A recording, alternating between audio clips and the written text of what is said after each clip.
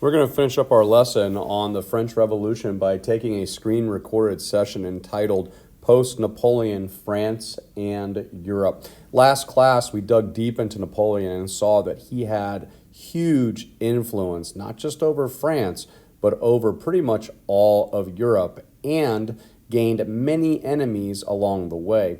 The whole point of the lessons were to show the extent of Napoleon's power over Europe. Now, once Napoleon was finally defeated at the Battle of Waterloo in Belgium in 1815, European countries had to get together and talk about how they were going to return to peace and make sure that not one person ever again in the history of Europe could rise up and do the same exact thing that Napoleon did. There's quite a little bit of foreshadowing there in that last statement. Well, let's look at the territory. To further understand the extent of Napoleon's influence over Europe, you have to first look at the empire itself. By 1812, he definitely did create an empire. Part of his empire directly was all of France, parts of Italy, and then parts of the southeastern part of Europe. Places that were under his control were Spain, the Confederation of the Rhine, which later turned into Germany, mostly all of Italy, Switzerland, and then Poland. And then states that wanted nothing to do with him and were allied with him were Denmark and Norway, and then the empire of what they called Austria, which we call Austria and Hungary to this day. Now, surrounding him are states that remain independent. So Great Britain never was a part of the plan. Kingdom of Sweden, never part of it. The Ottoman Empire and the Muslims didn't go that far. Now, in our film the other day, we saw that he attempted to go into Russia, but we found out that the Russian cold was way too cold for Napoleon, and he did want to go east. However, the Russians and the Cossack warriors fought him off and made him return back into his territory. All right, so he was never able to take Russia. But this map gives you a really good visual of looking at the extent of Napoleon's empire. So for 25 years, he built this empire, and people questioned whether he openly stated, he did say that he was always ruling and always wanted to rule with the ideals of the French Revolution in mind, the liberties, the freedoms, the equality. In the note session, you can see that there's a question mark there because he didn't always rule with the ideals of the French Revolution in mind, all the way to the point where, once again, he was defeated at the Battle of Waterloo by the Prussians and the British in 1815 there in Belgium. Well, the Congress of Vienna was a meeting that is the second part of our class that was a meeting of countries that wanted to make sure that nothing like this ever happened again. Now, Vienna is the capital of Austria. So it happened in Vienna, Austria, and it actually had two starting times. One time it started in 1814, and it had to take a break because in 1814, that was the time period where Napoleon was serving out his exile. And remember, Napoleon returned from exile from the island of Elba and brought up his army and then fought again all the way through 1815. So this meeting had to take a little time out when Napoleon returned from exile. So that's why it did start in 1814 and then did have to pick up once again in 1815. Now, the Congress of Vienna, the countries that were there, we'll talk about in a second, met for about 10 months. And there were tons of questions that needed to be answered. There are going to be advantages of Napoleon ruling these territories. There are going to be disadvantages of Napoleon ruling these territories, which we'll talk about here as the lesson goes along. But there were political questions that needed to be answered. A political question that needed to be answered was that under Napoleon's realm, Spain, for example, and the Spanish people were able to create a constitution and form a more democratic type of government.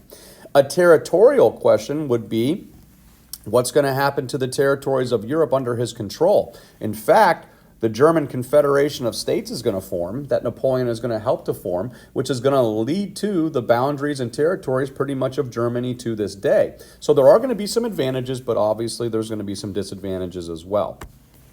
Now, the principles of this meeting were very simple. So there were 4 countries that were directly affected by Napoleon, and those 4 countries, first off, wanted compensation. They wanted payment. Now, the four countries that were represented here at this Congress of Vienna, the first one was Russia, the next was Prussia, the next was Austria, and the next was Britain. Those were the four countries that were present at the Congress of Vienna and calling all these shots. The first thing they wanted was compensation. They wanted money. When Napoleon tore into these territories, obviously they wanted to be paid back for it. He never laid one foot into Britain, but they wanted to be compensated for the losses of their armies fighting Napoleon all over Europe. The balance of power had to be restored, okay? So we went from the French people gaining their freedom, killing their king. The other surrounding countries, remember, formed a coalition against France once that happened, and no one really knew who was the most powerful or the balance of power within these countries, and that balance of power around Europe had to be restored once Napoleon was defeated. France was stripped of everything. Okay, so France is going to suffer mightily because of this. The French people loved Napoleon, the majority. The French people were very proud. There's a strong feeling of nationalism around France because of Napoleon. Well, they were stripped of everything once Napoleon was defeated, their lands, their titles, and everything. Now, one question that needed to be answered was the ruling families. Now, in Spain, for example, I told you that under Napoleon's guide and under his realm, the Spanish people created a constitution and for a little bit formed a democratic type of government. Well, once Napoleon was defeated, there was a question whether those kings and queens of Spain should be put back on the throne. Okay, so the people were fighting for this. The people of Spain did get their constitution, but there was a question once Napoleon was defeated. Should the king and queen of Spain, for example, be put back on the throne? That term is called legitimacy. Legitimacy. Should the legitimate, and that should be in quotes, the legitimate king and queen be restored to their throne? Okay, so these were the three principles of this meeting that we called the Congress of Vienna. Well, one of the most lasting effects was probably the main goal of the meeting, and that was peace. To provide peace in Europe because Napoleon and his armies tore apart basically all of Europe during that 25 years that he was in reign.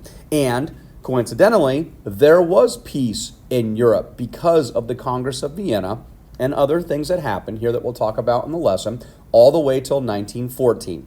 And 1914 is the year that World War I is going to start. So from the time that Napoleon was defeated in 1815 all the way to 1914, about 100 years, there is pretty much peace in all of Europe. Now, there were some reactions to what was going on in Europe, reaction to the post-Napoleonic era. Now, reactionaries are people that wanted to turn back the clock, people that wanted to go back to the way it was before Napoleon. They did not like change. They opposed it. So reactionaries would be in favor of the absolute monarchies that had been in place. When you put kings and queens in charge of people, kings and queens had complete realm, absolute power over people to ensure that no one like Napoleon ever does this again. So they wanted to go back and they wanted to restore the old monarchies. So, for example, as I already stated in one example, constitutions were abolished. And Spain wasn't the only one. Southern Italy, which had been a bunch of states forever, did create their own constitution, did kick the kings and queens out. Those constitutions were abolished. They had to get rid of them. That was an effect of Napoleon. So one exception was Switzerland. Switzerland did away with their monarchy under the age of Napoleon. Switzerland did keep their constitution. And Switzerland, from this point on, claimed, and the European countries around did agree, that they were going to be neutral forever.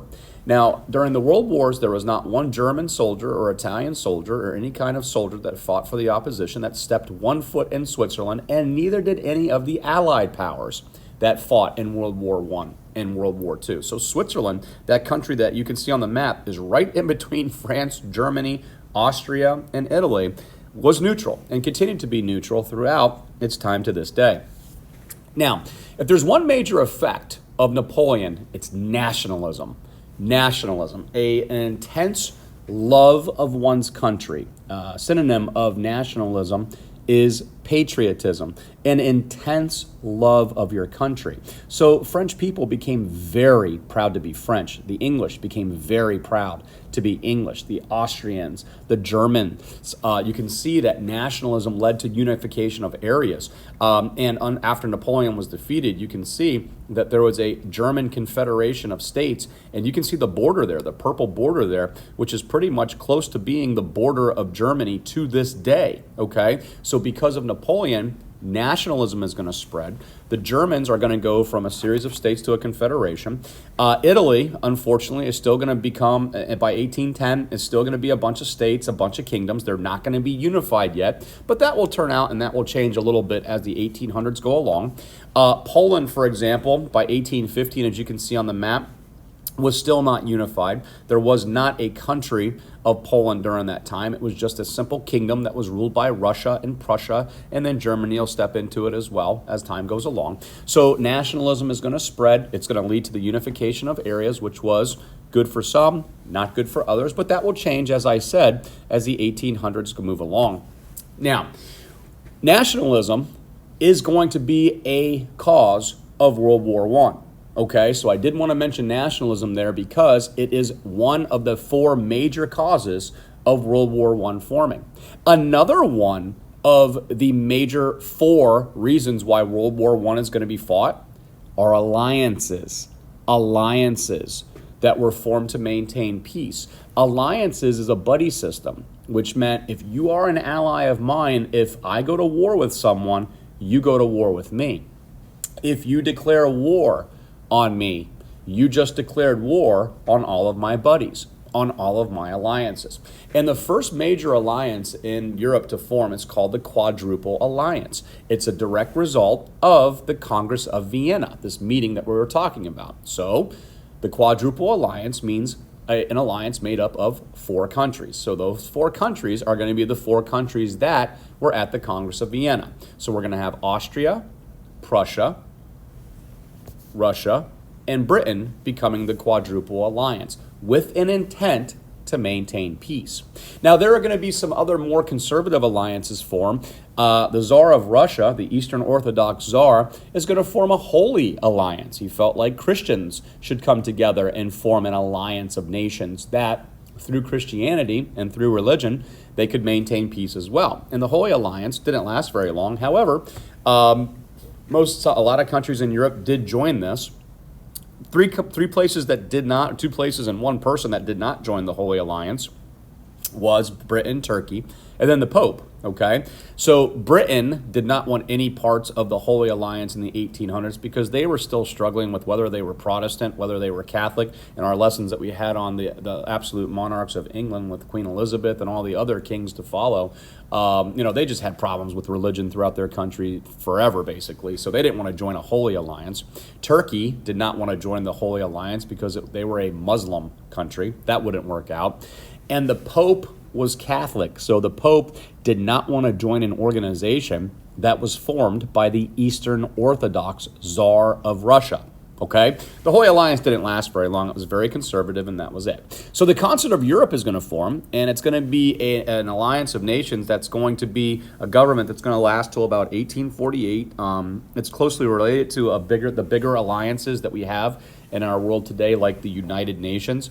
It lasted till about 1848. It allowed France to become a member in 1818, but it remained a very, very conservative alliance. And basically, since there was peace in Europe till 1914, many of these alliances didn't have to go into action. There was peace, right? There was a lot of fighting up until World War I starts, okay? Now, this is an early form of an alliance, but as the 1800s move along and into the 1900s, we're going to see how countries start to form alliances with each other directly, secretly in some cases, which is going to be a major cause of World War I. But this is the start of the alliance structure of Europe and countries teaming up to maintain peace.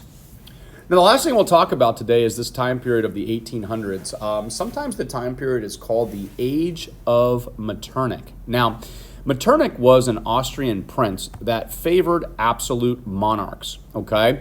He was a guy that would have been well-versed and read Thomas Hobbes. He felt like kings and queens should rule people, and kings and queens and governments did, as I told you, go back to the absolute power, the absolute monarchy, because if you give people freedoms, you're going to give a person the freedom to rise up, just like Napoleon did in France. So squash the people, all right? Don't give any freedoms to people, because there are people that are going to take advantage of that. So the time period in the 1800s in Europe is sometimes referred to as the Age of Metternich. It's named after this Austrian prince that said, do not give freedoms to people, because you need to put your kings and queens back on the thrones and rule people to make sure, once again, that no person rises up ever again in Europe and does the same thing that Napoleon did.